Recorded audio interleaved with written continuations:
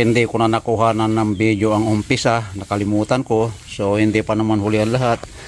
Ito na barnisan ko na itong ibabaw, itong parang simpleng lamesa lang, simple table, patungan ng mga kung ano-ano dyan, ipapasok ko sa loob ng kitchen ito. So ito, tapos na yung top. First coating yan, pwede kong lagyan pa uli. Ito naman ay yung door. Yan, ituloy natin ang ating trabaho.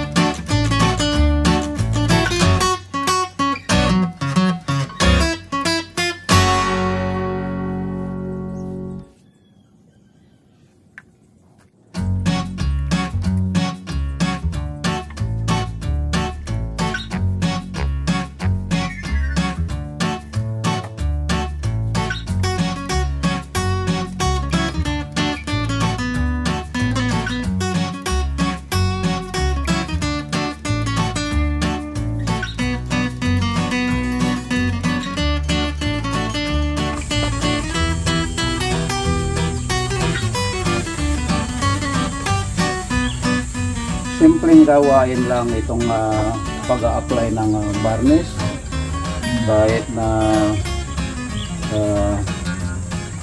na bata kayang gawin ito.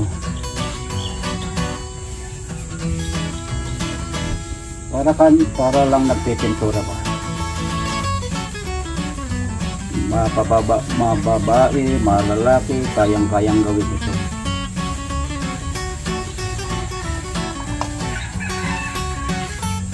Kailangan dyan mayroon kang brush na malinis. Ito bago lahat ito, bago yung brush. Ito nga palang table na ito ay pinagawa ko sa kapatid ko. That was last year pa. Iniwan ko ito rito nung bumalik ako sa Canada. Iniwan ko. So ito dahil nabuo na yung bahay, so kailangan ng isang ganito. Patungan ba? Dahil malapit na matapos. Yung natitira pang touch up na lang. Okay, doon tayo sa kabila.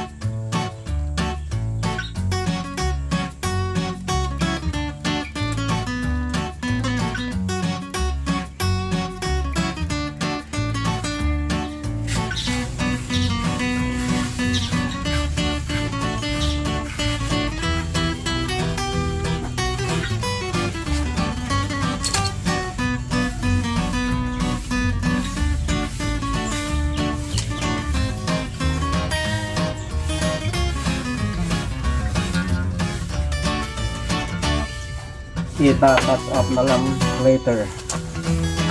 Yung mga nalaktawan, ita-touch up natin yan.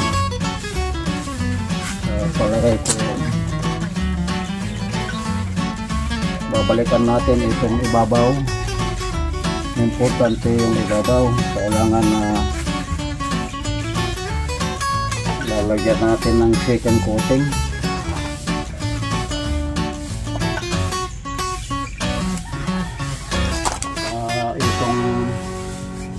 Breast support nya, lagyan na rin natin.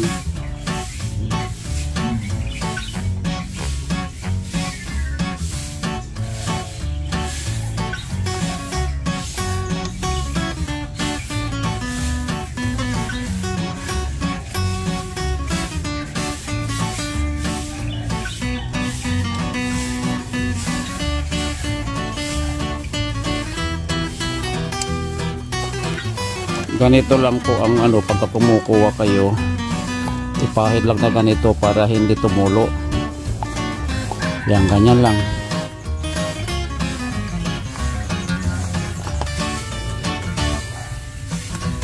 Forward, backward lang po ang pagbabrush para rin nagpipintura.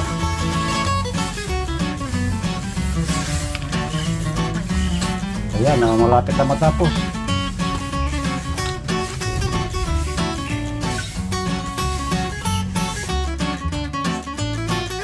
At ito na yung table na binarnisan. So tamang-tama, patungan ng kung ano-ano. Pwedeng patungan ng cellphone kung nanonood, kasi andito lang yung TV. So, tamang-tama lang. Yan, sa dulo ng nasa kitchen ito eh. Pagitan ng living room. Yan, so yan. Ganda. Kung nag-enjoy kayo mga kapatid sa aking maiksing video ay huwag kalilimutang i-like, comment, and subscribe my channel, Leonardo de Guerto. Kung hindi pa kayo updated, ay huwag kalilimutang i-click ang notification bell para lagi kayong updated sa susunod kong mga video. Don't forget to subscribe my channel, Leonardo de Guerto.